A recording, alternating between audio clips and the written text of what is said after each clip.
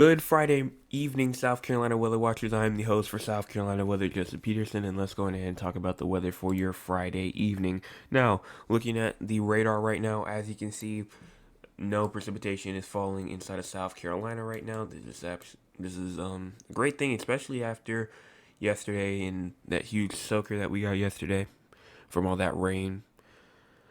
Definitely, I'd say it's gonna be actually kind of quiet, especially when it comes to the next couple of days. Kind of like how it was with that when that last storm system passed us. It was actually pretty quiet afterwards.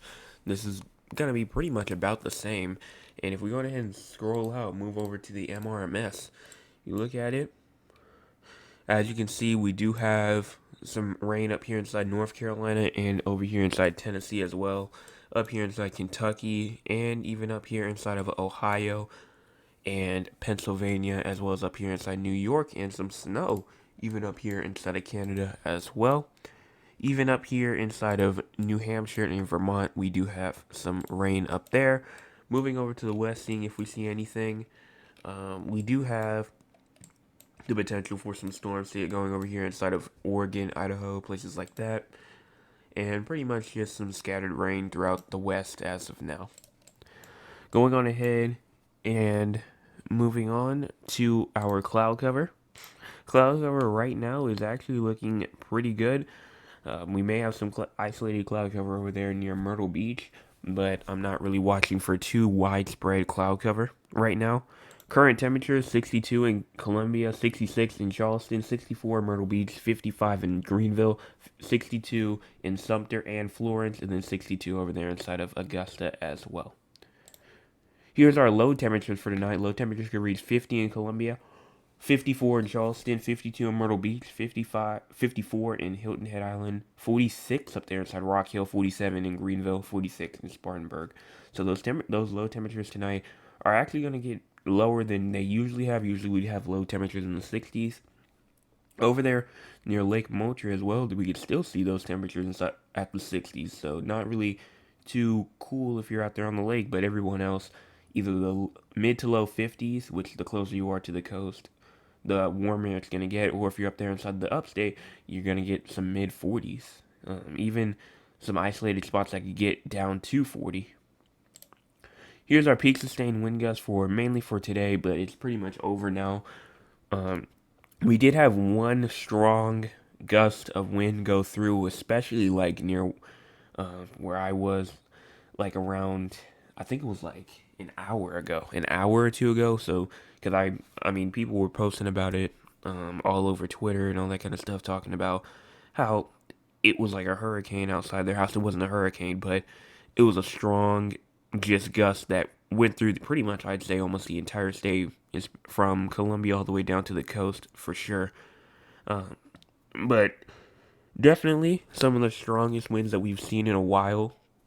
These peak sustained winds will probably move down to like the 10 to 15 mile per hour range during the night. Wind gusts will probably get down to around the 30 to 35 mile per hour range tonight for some areas. No precipitation is expected for the next 24 hours, and that's the drought monitor as well. We had the new drought monitor has just been updated, and as you can see, no drought is expected for South Carolina as of now. And obviously, that's going to change as we get into the summer months, but as of now, we're looking fine. So, going on ahead and switching over to the GFS model, as you can see, here we go. Starting off, we already see that snow up there inside of Canada. This is at 5 p.m. Rain down here, which is what we were talking about, as well as over here inside of Maine.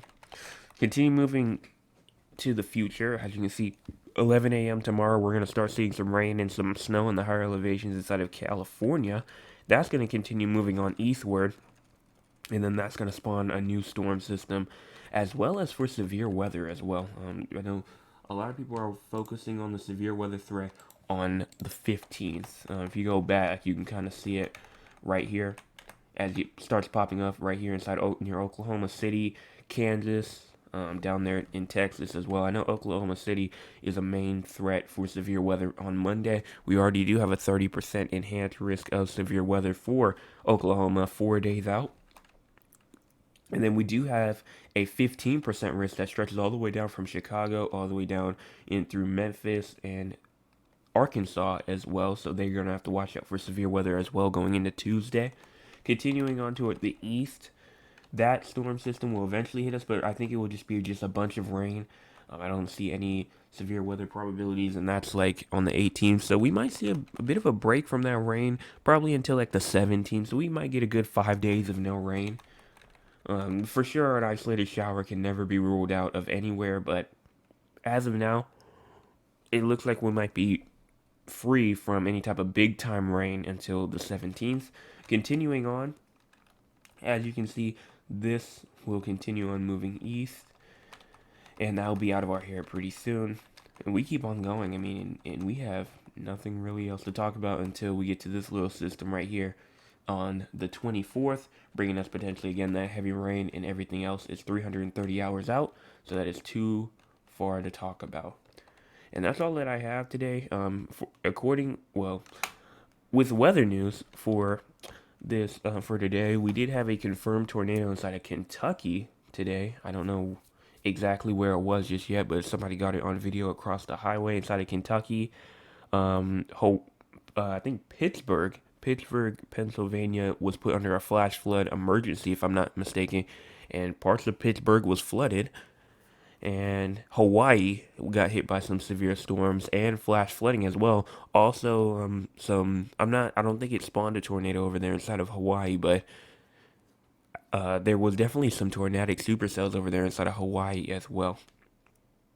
But that's all in weather news. I think that's all that's happened today. So that's gonna about wrap this up. If you guys are not on the stream right now, make sure that you are back on the stream tomorrow at 9 p.m. And if you are on the stream, make sure that when I do post this video tonight, that you do go and like the video. It should be up in around a good 30 minutes or so. And I'd say that's all that I have to say. Please make sure that you like, subscribe, and please, if you don't want to do either one of those, please at least share so we can go ahead and get me out there. We are at 69 subscribers last time I checked. And on the stream right now, we have 3 right now. Or 3 likes on the stream right now. Let's go ahead and get that number up a little bit. Go ahead and share it to the people that you know that maybe live inside South Carolina. Because I know a lot of people know people inside South Carolina, obviously, because we live here. So that's all that I have. Thank you guys so much for watching, and I will be back tomorrow morning with another forecast update for your Saturday forecast update. It's going to look pretty much amazing. It's going to be a nice weekend, definitely a weekend that you can go on ahead and just enjoy.